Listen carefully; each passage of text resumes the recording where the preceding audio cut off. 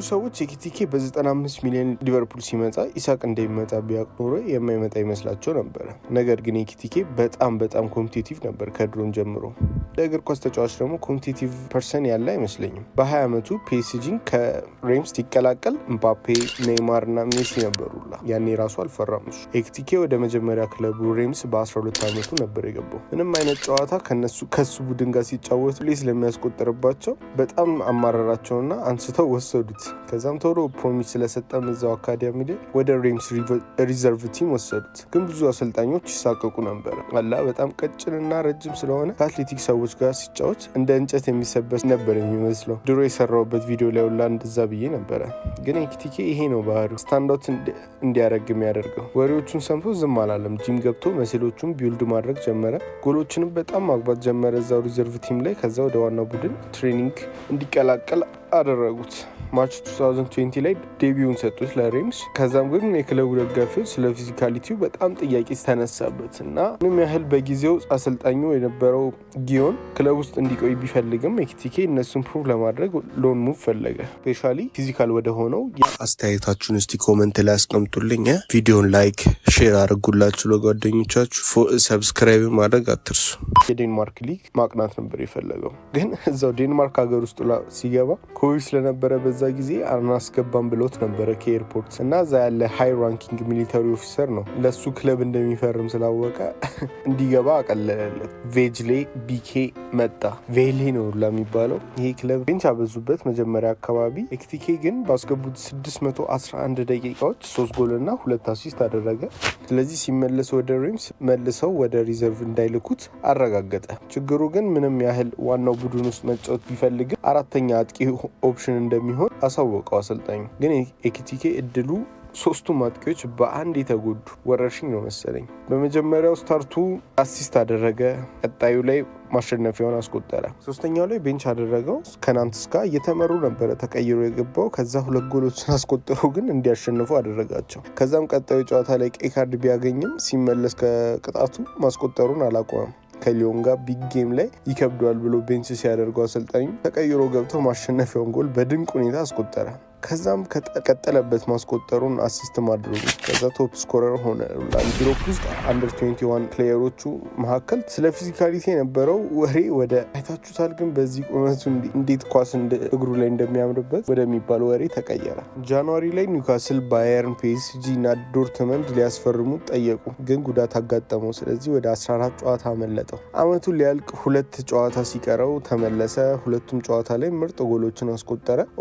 0.85 ጎልስ ፐር ጌም ነበር ሬሾ በዛ አመት ላይ። ከሱ የሚበልጥ የነበረው ሊጉ ላይ ኪሊያን ምባፔ ብቻ ነበረ። ፍሬንች ከሆንክ ፒኤስጂን ሪጀክት ማድረግ አልችልም ብሎ ኒውካስልን ሰክሶ ወደ ፒኤስጂ አቀና። እዛ እንደደረሰ ሜሲ፣ ኔይማር እና ምባፔ ስላሉ እንዳልፈራና እግር ኳስ ችሎታው እዚህ እንዳደረሰው ተናገረ። ችግሩ ግን ምንም ቻንስ ኦልሞስት አላገኘም። ሜሲ ተጎዳ ተብሎ እድል ቢሰጠውም 4 ጎልና 4 አሲስት አደረገ። ሲመለስ ግን ሜዳውን መቅመሱላ አልቻለም። ኔይማር እና ሜሲ ወጡ።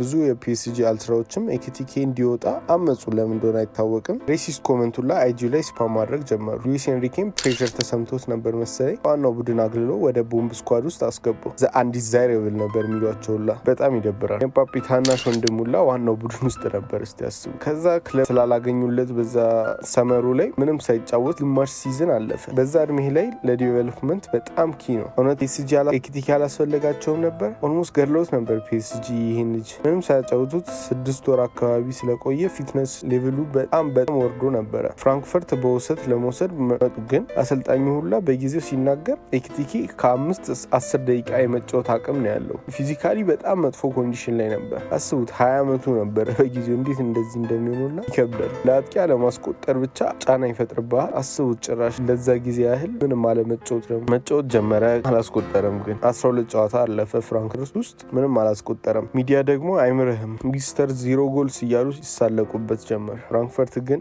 ግን ይመቻቸው። ልክ እንደዚህ ሲሳለቁበት ትራንስፈሩን ፐርማነንት እንደሚያደርጉት ገና ትራንስፈር ዊንዶው ሳይከፈት 16 ሚሊዮን ዩሮ ለማውጣት እንደወሰኑ አሳወቁ። ከዛ ቀጥሎ በነበረው ጨዋታ ላይ ኤኪቲኬ ፕሬሸር ቀነሰለት መሰለኝ። ተከላካዮቹን አጥፎ ከቦክስ ውጭ ድንቅ ጎል አንግል አጋጭቶ አስቆጠረ። ኤኪቲኬ አንሊሽድ ቀጣይ ጨዋታ ከባየር ሙኒክ ጋር ነበር። ከቦክስ ውጪ ደግሞ አስቆጠረ። ላይክ አታክ ታይተን ነፃነቱን አገኘ። ሌቨርኩሰን ላይ ቴስት አስቆጠረ። ተረከዝ አሲስት ቀጣዩ ጨዋታ ላይ ደግሞ አደረገ።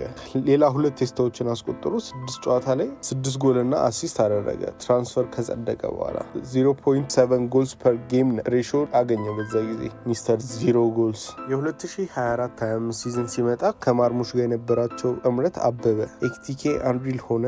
በረኛ ያጥፋል ሲፈልግ ወይ ደግሞ ለውጭ ያስገባበታል። ግን አቃቂር የሚያወጣ ሰው አይታጣም ቻለም ላይ እና ኤኪቲኬ ችሎታን ለማደብዘዝ የማርሙሽ አሲስታንት እንደሆነ ሚዲያው ፖርትሬ ማድረግ ጀመረ። ነገር ግን ኤኪቲኬ አይሰማ። ማርሙሽ ሲቲን ጃንዋሪ ላይ ሲቀላቀል 4 ጨዋታ ተከታታይ ጎሎችን ማስቆጠር ጀመረ። ዩሮፓ ሊግ ላይም አያክስ ላይ አስቆጥሮ ጣላቸው። ቶተናም ጋር ድንቅ ጎል አስቆጠረ። ቢወድቁ ጎሎቹንም ማስቆጠሩን አላቆመም ስቲል እና ፍራንክፈርትንም በታሪካቸው ለሁለተኛ ጊዜ ቻምፒየንስ ሊግ እንዲጫወቱ አደረጋቸው። በአንድ 16 ሚሊዮን ማርኬት ፕራይሱ ወደ 100 አደረጉት ፍራንክፈርት። ስለ ትራንስፈርት ዋጋ እንዴት እንደሚወሰን ማወቅ የምትፈልጉ ከሆነ ኮመንት ላይ አስጻፉልኝ። ልሰራበት ያሰብኩት ቪዲዮ ነው። ብቻ ኒውካስል ኢሳቅን መሸጣችን አይቀርም ብሎ እየተዘጋጁ ኤኪቲኬን ለመግዛት ሊቨርፑል ወሰዱ። ኤኪቲኬን በ95 ሚሊዮን። ኤኪቲኬ ፕሪሲዝን ላይም ኦልሬዲ ለሲዝን ተዘጋጅቶ እየጠበቀ ኒውካስል ኢሳቅ በሊቨርፑል ተወሰደባቸው። በዛ ጊዜ ኤኪቲኬ ኦልሬዲ ኮሚኒቲ ሺልድ፣ ፕሪሚየር ሊግ እና ካራባኦ ካፕ ላይ 5 ጎልና 1 አሲስት አድርጓል። ቀስ በቀስ የሊቨርፑል ደጋፊዎች ክለባቸው ላይ የአኔልካና የድሮግባ ዳይናሚክ እንደሚያገኙ እመኝላቸዋለሁ።